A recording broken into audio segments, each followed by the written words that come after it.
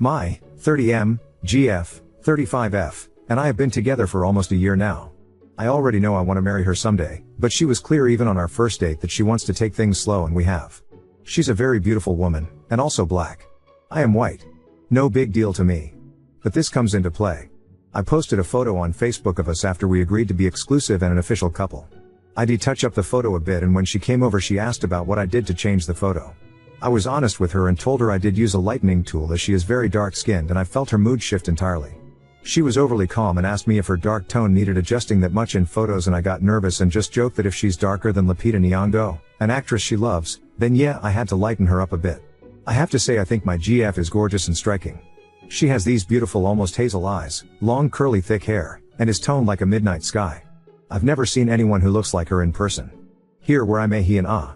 I work in photography as a hobby after work and mainly do weddings and such, but have little to no experience in photos of people of color, so I asked to do some test shoots with her.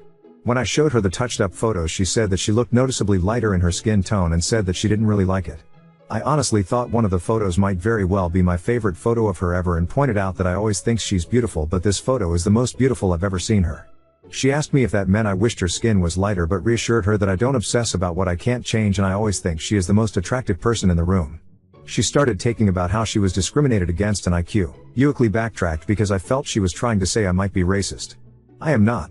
She said that it happens even in black communities that people with darker skin are treated badly and that because she is biologically an only child all her siblings are lighter and it was a point of bullying for her. I said, well, I am not black so I am not shaming you, which my brain did the stupid sentence salad and I knew I sounded stupid, but she just went quiet and didn't really say much after that and didn't want to stay over after. She was a bit distant for a day and then texted the other night that we need to talk essentially. I assume it's about this, but it feels so blown up by now. Ada for this? Update 1. It's very disheartening to find so many people on here that are so quick to throw insults and weighted terms and wish for calamity upon another human being. I wish you all peace someday and I suggest you replace the hate in your hearts with empathy, patience, and love. I will update soon as despite the trolls, some genuinely good people have reached out and I am grateful. You saved me from making an even worse mistake and for sure losing someone I hold dear. Oop, I edited the photo and touched it up like a billion people edit and touch up photos all over the world. Oop, I never said that. I did say I like the photo and that it's likely one of my favorites of her, but it was genuinely an innocent "you're just so beautiful" thing that was colored with me being proud of sharpening my skills to produce an image of her. I do very much tend to lean on the side of not obsessing about unchangeable things, but I never meant it to allude that unchanging things are bad things. I do hear what you're saying in the way it all sounded and have realized how hurtful that must have been coming from her BF. So I will be apologizing and trying to do better. Oop, thank you, that actually makes sense. I am on my way to speak with her soon, so this helps me better understand SND articulate what I need. I love her, but I am human and screw up sometimes and I wanted to understand more, but this does make more sense to me than the random insults I've even reading. Update 2. Hey guys. To some of your joy and others' dismay, my GF did not break up with me nor me with her. I invited her out to her absolute favorite restaurant, got dressed up, had flowers, and wrote an apology in a card. Said card said in the front "mean people suck" and on the inside it said "I am sorry," where I wrote out how I completely fucked up and I hurt the woman I adore and admire and I was so incredibly sorry. I apologized in person too, of course, and at first she had no expression. She just listened to me and I was getting nervous, so I started rambling and stuttering and sounded like an idiot, but she leaned forward and touched my knee and told me she appreciated me taking time to apologize like this and she had already forgiven me, and asked if she can talk about it to me, which of course I said yes. She explained further that it took her years to lobe her skin and how she was bullied by strangers, friends, and family alike for her dark skin.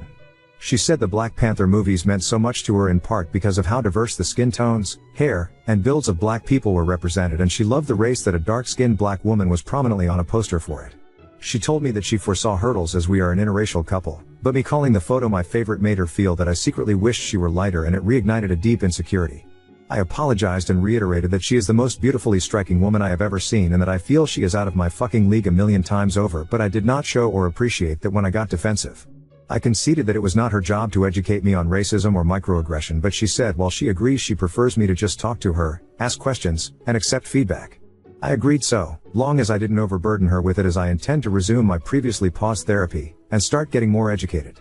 She's actually really interested in my photography and wants to learn how to edit for fun and also to potentially help me out for when she says I blow up and get too many clients to handle. I am falling in love with her all over again. I know I don't deserve her love or patience, but am I lucky bastard indeed. I ended up showing her my first post and she laughed at me for being clueless but helped me feel better after some of the bushings I received. She's a really sweet person and I love her so much. It was a brief chat only because she volunteers on Saturdays, but she accepted my invite for me to spoil her tonight by taking her to her favorite hot pot place and buying her whatever she wants as a feeble attempt to partly mend things. I told her anytime she feels othered or is hurt because of the complexity of our backwards world still not treating humans like humans, to please consider speaking to me about it. While she doesn't have to, I wanted her to know she always can and I will always be there to listen.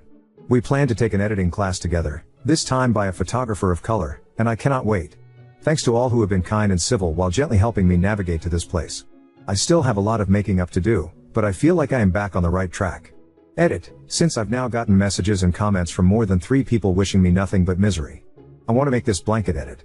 You're free to lash out at internet strangers, but I am so blessed and lucky because th3 one opinion I needed the most was my GF's and she just sent me a meme of those penguins hugging and it says I love you. I'm lucky as hell and happier than I deserve. If that displeased you, I suggest doing something kind for yourself or someone you love today. Knowing your loved ones know of and feel your love is a hell of a drug. A little update also because I've had to say it a few times in the comments. My GF and I had a really long and deep conversation and are feeling really good about things. I invited her over to watch Netflix and I have cooked dinner.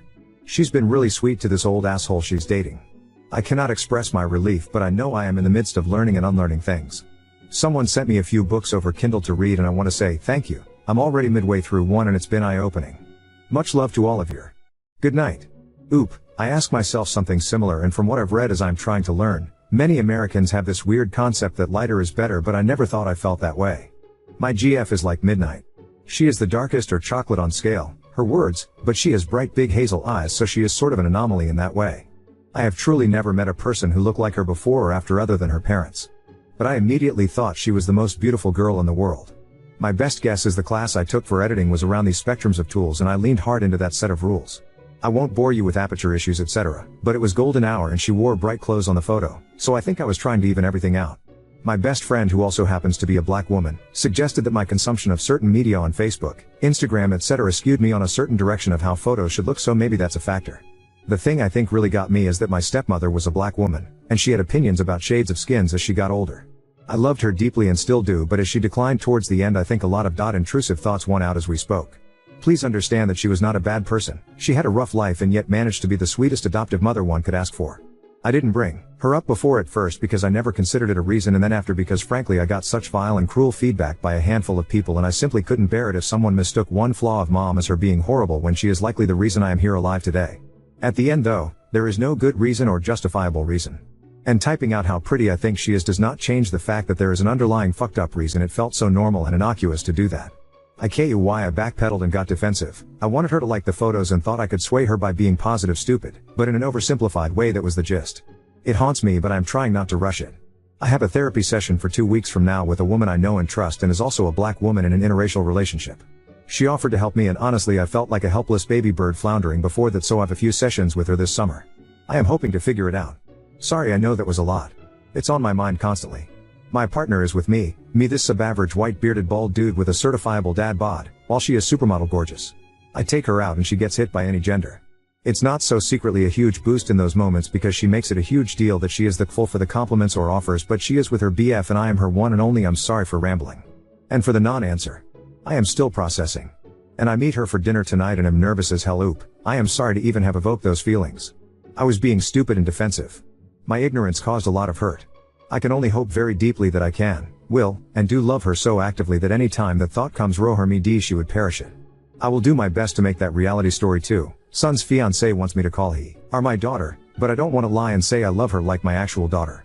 I, 41M, have 2 kids with my ex-wife, 42F, a son John 22 and daughter Sally, 20, I'm remarried to my wife, 28. I'm very close with my kids. My son is engaged to Abby. She seems nice but has been a bit pushy trying to create relationships with me and my wife, though she's also awkward with her. Abby isn't close to her family. She told us many stories why, and while some of her complaints don't seem awful, it's not my place to judge and I didn't live it so I can't know anyway. We've tried to be welcoming, but Abby has forced her way into some family traditions where she wouldn't have been invited, and some where no one outside of specific family would have. She has been calling Sally sis since they were only dating a few months, has an odd sister/mother-in-law thing she does with my wife, and the one I'm not a fan of, wants me to be like father to her. Not because we've clicked or anything. We are very different people, not saying that in a bad way, just saying it's not based on how we get along or anything. My kids and I have a tradition when they come over that we have a private catch-up in my office/study before they leave, which is now even more important to them because while they both get along well with my wife, they don't want to have personal conversations around her yet. Abby asked if we could talk, and after I explained the tradition, John later asked that I do it, saying she'd never had a caring conversation with her dad. We compromised that I didn't include her in the tradition but do join the two of them for coffee and let her talk. Then she started calling me dad. They weren't even engaged yet. John pulled me aside and begged me to give her that. Laid this whole thing on me about me always being the dad she always wanted right in front of her and she just wanted that. Told me she cried watching me and Sally together. She still gives me random hugs. I'm a lucky dad. I didn't like it but I do feel bad, so fine, I gave her that. She wants me to walk her down the aisle in the father/daughter dance. I don't want to walk her down, and I walk with a cane so dancing is hard. At my own wedding I only danced twice. John is begging for me to do one, preferably the aisle. They came over Sunday, John and I were talking. I thought to address it, when Ab walked in without knocking, asking if he told me yet. I asked what. John said she wanted me to say something about having a second daughter now in my speech and how I loved her. I just looked at him. She asked if I'd do the walk and dance for Sally. I said of course. She yelled she's my daughter too and I said it will never be the same. Sally is my actual daughter. I tried to explain I'd talk about her being a happy addition to the family and I love how happy she makes Jack, which I thought was a good compromise, but she started crying. John apologized and they left, but he called me when they were home nearly begging me to. Ida, because I won't lie and say I love her or she's my daughter. Oop, John told me she really wants to be part of the family, but she started so quickly I wonder how much is us versus the idea of us. I've been told she immediately was obsessed with the relationship my kids and I have. The yelling, I was more concerned for John than upset, honestly. She seemed not okay right then. Oop, she knows Sally a bit now. With me she learns surface level things and approaches me, but when I try to engage she immediately acts like we're so close and switches subjects to something related to how much closer we should be. John says it's nerves but it doesn't seem like it. Update 1. Mother's Day, my kids and their partners go to visit my ex-wife. So it turns out my ex-wife and Abby are a lot closer than I realized. She calls her mom, which is part of where this comes from. Also apparently my ex has been egging it on. On Mother's Day they were talking about the wedding and I guess whenever Abby referred to me it was as dad. My son apparently told her let it go, which led to yelling. Abby about deserving to be my daughter, ex telling her that she's right, son telling her that I am trying and she should be realistic about things, Sally telling her I only had one daughter, which was apparently a response to Abby saying to her that as my daughters they should be united. According to my son Abby was crying, according to Sally she was crying and yelling and kicked something before going to her room, and Sally told me she went off on her mom, but will not elaborate so I don't know what was actually said. But knowing Sally, who boy. Around 2 a.m. I got a text from Sally's partner's phone saying Abby really is great, she hasn't been perfect but you should give her a chance and you will learn to love her. I saw it when I woke up. I tried to text her back but was blocked, so I called Sally but they were driving. They stopped by my place later that day because I am on the way and my daughter prefers my liquor and cooking and they told me about the night before. At the end I asked to speak to her partner alone. I asked if I had done something to upset her. She was confused and I told her I was blocked. She said I wasn't but checked her phone and I was, and I said it was after her message and she asked what message. I showed her, it was not on her phone anymore. At that point we brought in Sally and caught her up, neither of them were happy. A couple of days later John and Abby dropped by unannounced, not something we really do in this family but okay fine. I had mad salmon, does not take long to cook. I cooked 2 more, wife serves while I make drinks. The entire night was Abby trying to bring up the wedding, John trying to change the subject, Abby not allowing that. We talk logistics because I'm helping them get some good deals through some professional contacts I have when finally she just says so I was talking to mom, she said that you can walk me down the aisle and she'll do the dance, or you can dance and she'll walk, it's your call but you need to choose soon. I reiterated that I could not dance. She tried arguing that I had danced a little at my wedding but I made it clear that is different, and did not feel comfortable walking her. She got upset and said mom loves me, why can't you? I felt bad but couldn't lie. I pointed out that she had John who loved her, my ex-wife, friends, she had people who love her. She said but other than ex-wife, those aren't my parents. I said neither am I. She was very emotional so my wife and I gave them a few minutes. My son and I were alone later. He looked exhausted. He said the problem was that after Mother's Day Abby had called Sally and kept saying they are both my daughters, that I did not get to be close with one but not both, and that it was them against me, but at that one Sally cried havoc and let slip the dogs of war. Things were said. Grievances were aired. John had to hang up before it got worse, but I guess Abby was shaken, but there was a new problem. Abby had decided in her head that I did not mean what I had been saying and was just doing it for Sally. He told me he would handle it. Ron Howard, he did not, so now I get text messages from Abby every couple of days acting like we have a secret relationship Sally doesn't know about. She even called herself my secret daughter and lolled. She invited my wife to lunch saying 2 out of 3 of his girls going out. She has even started using the pressure of showing up at events like a recent barbecue to play a certain image.